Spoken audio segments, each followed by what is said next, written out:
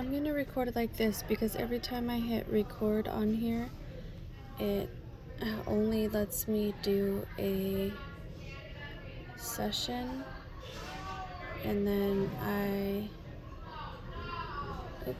cancel. It shows a coach and it doesn't let me actually record. See, it gives me a session and then test, and it's telling me, and then I press pause, and then I stop it. It says, are you sure you want to end rehearsal, end session? And then it tells me that. So I have no idea what's going on. Anyways, this is my presentation on the Dust Bowl.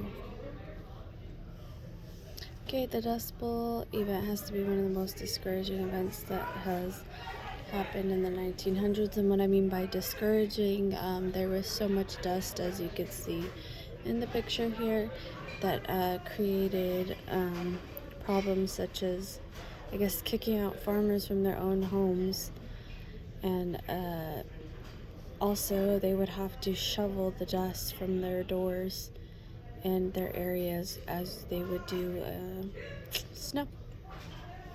And then the Dust Bowl was an event that started right in the middle of the United States and created chaos. In the center states, a horrendous dust storm began to develop, which kept going and pretty much went on for a long time. The dirt lifted so much into the environment that it destroyed everything in its path, such as crops and animals, and actually harming humans. Why did this happen? A drought, because there wasn't a lot of rain, and they had plowed up the land, and it created a lot of dust. Anyways, so that takes us to California. Two California governors and their administration grappled with the influx of the hundreds of thousands who flooded the state through the 1930s. They just poured into California trying to get away from this horrible mess. The Dust Bowl of the Great Plains was an event that was caused by people and the government who didn't have correct farming knowledge, which caused many to migrate to California due to lack of food, work, money, loss of business, and actually there was no productive society pretty much left, or no way to be productive. Next slide. Californians did not appreciate all the people coming to California. There were too many people, which caused crowding. Officers were sent to the borders to prevent Dust Bowl sufferers from coming into the state.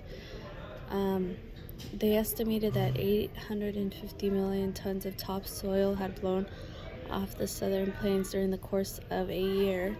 That is a lot of dust.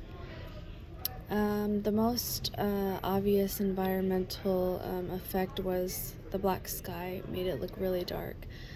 By 1940, 2 million people had moved out of the plains states, and 200,000 of them had moved to California.